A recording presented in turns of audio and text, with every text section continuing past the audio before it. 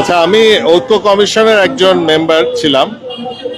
সুতরাং এই জুলাই সনদের তৈরির প্রক্রিয়ার সাথে অ্যাক্টিভলি আমি জড়িত ছিলাম এবং আমরা ওই প্রক্রিয়ার সাথে জড়িত হওয়ার শুরুর থেকেই একটা স্বপ্ন দেখছিলাম যে বাংলাদেশ আসলে একটা নতুন বাংলাদেশ হবে। এখন জুলাই সনদের ওই সময় আমরা যেভাবে কাজ করেছিলাম তাতে একটা আশা ছিল যে না, পরবর্তীতে সরকার গঠন হলে আমরা সেই সনদের একটা রূপ পাবো, একটা আমাদের বাংলাদেশের যে ক্ষমতা সেটার একটা পরিবর্তন আসবে। কিন্তু আমরা অবাক হয়ে দেখলাম আসলে ইলেকশনের পরে আসলে বিএনপি সম্পূর্ণ ভুলে গেল যে সে আসলে ঐক্য কমিশনে ছিল। মনেই হয় না যে ঐক্য কমিশনের অংশ ছিল, মনেই হয় না জুলাই সনদের সাথে তাদের কোনো সম্পর্ক ছিল।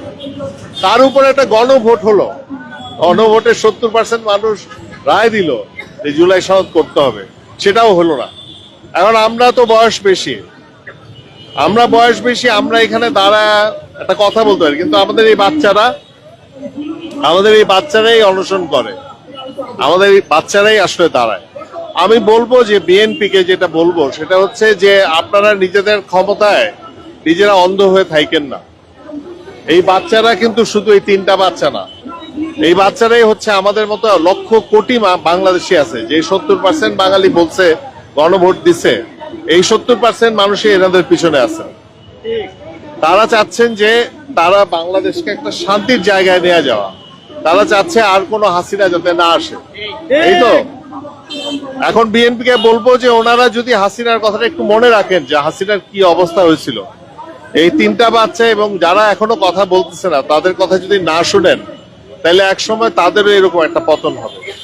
সময় এখনো শেষ হয়ে যায়নি, এখন সময়টা আছে, যেই সময় সেটা হচ্ছে ওনারা নিজেরাই যে ঐক্য কমিশনে বসে নিজেরাই যে জুলাই সনদটা তৈরি করছিল সেটার যে স্পিরিট, সেই স্পিরিটটাকে ধারণ করে বিরোধী দলের সাথে আমাদের সাথে মিলা আসলে জুলাই সনদটা ওনারা বাস্তবায়ন করবেন। সেটাই হচ্ছে আমাদের চাওয়া, সবার চাওয়া। ওনারা ভাবলে হবে না যে আমরা কিছু বুঝি না, বাংলাদেশের প্রত্যেকটা মানুষ বুঝে যে বাংলাদেশের মানুষ চাওয়ার সাথে ওনারা বিশ্বাসঘাতকতা করতেছে।